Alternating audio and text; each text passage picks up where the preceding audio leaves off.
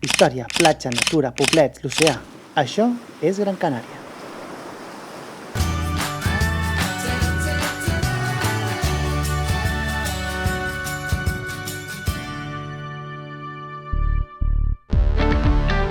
Per arribar a l'illa de Gran Canària, segurament arribaràs amb avió, al seu aeroport de Les Palmes.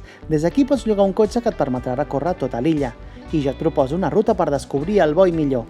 Així que començarem enfilant cap al nord per visitar la capital, Les Palmes. Els barris de Vegueta i Triana són el nucli històric i origen de la ciutat. Vegueta és el més antic, del 1478, quan Juan Rejón, en nom de la corona de Castella, el va fundar. Al centre del barri hi ha l'espectacular Catedral de Santa Anna. La construcció de la catedral va començar al 1500, tot i que va passar per diverses renovacions i ampliacions al llarg dels anys.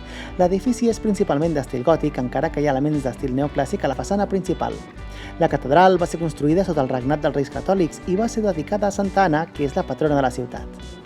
Una curiositat, la catedral està custodiada per unes figures de gossos en referència a la llegenda del gos Tarajal, que explica que quan uns pirates van arribar a la costa de Gran Canària, el gos Tarajal va començar a abordar de manera insistent, alertant a la població del perill i tinguessin temps de refugiar-se i defensessin la ciutat, aconseguint així repel·lir l'atac pirata.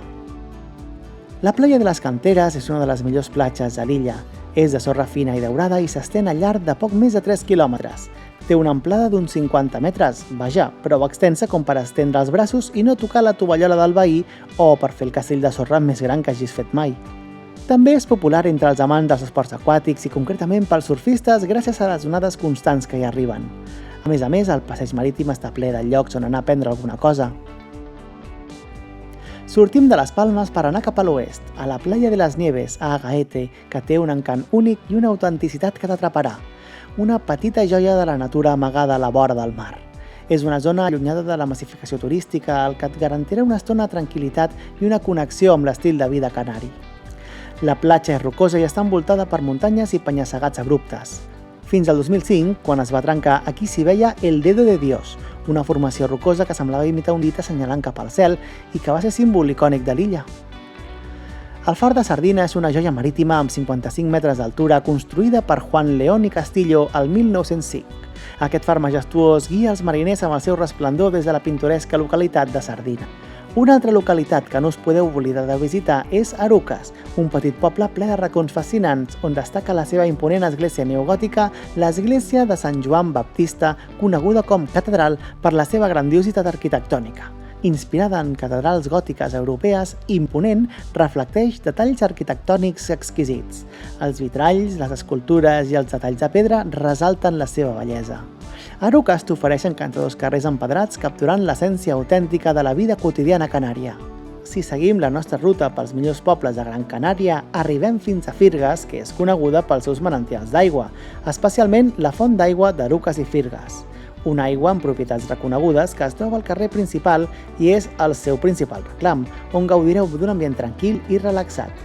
A les parets del carrer hi trobareu els escuts de tots els pobles de l'illa dibuixats a mà sobre rajoles de ceràmica. Per sobre de la font hi ha el Paseo de Canàries, un típic carrer decorat amb ceràmica que representa els escuts i relleu de totes les illes de les Canàries. I finalment, Teror. El poble destaca per les seves cases amb balcons de fusta tradicionals de l'arquitectura canària. La principal plaça és la Plaza del Pino, tot i que, això no és un pi, sinó un enorme drago canari. La llegenda diu que en aquest mateix punt un pastor va veure la Verge sota l'ombra d'un pi, i arrel d'aquest miracle es va construir el santuari de la Senyora del Pi.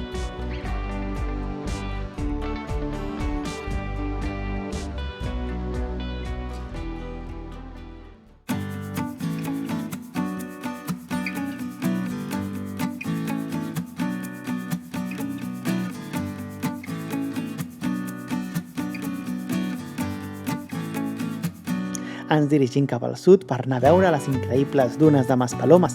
Tenen una extensió de més de 400 hectàrees i constitueixen una de les reserves naturals més importants de les Canàries. Ara us convidem a pujar cap amunt per arribar fins al mirador astronòmic de la Degollada de les Llegües. En aquest punt elevat, el paisatge canvia. La roca vermella i els cactus són els protagonistes. Amb aquestes vistes panoràmiques espectaculars podràs gaudir de la geografia muntanyosa de l'illa i fins i tot veure el mar. A més, torna-hi de nit i fliparàs, ja que també és un mirador astronòmic per veure un petit tros de l'immensitat de l'univers.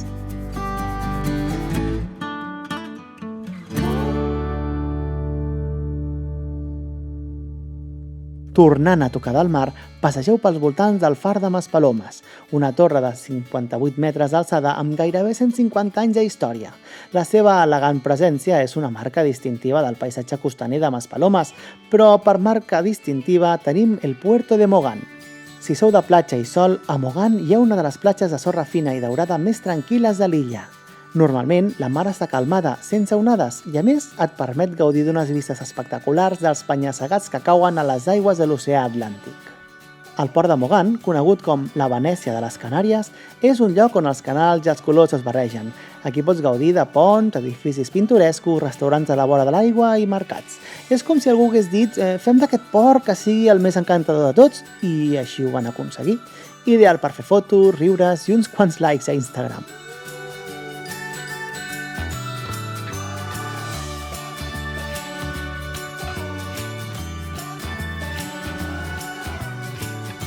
La caldera de Bandama és una antiga caldera volcànica amb una altitud de 570 metres sobre el nivell del mar. La seva formació es remunta a activitats volcàniques prehistòriques. Des del seu cim es poden apreciar les impressionants vistes de la caldera i de tota la resta del paisatge insular. El seu entorn natural i el marc geològic donen al visitant una oportunitat per connectar amb la riquesa geològica de l'illa. I per connectar amb la riquesa biològica teniu el Jardí Botànic, que és el nostre punt i final al viatge.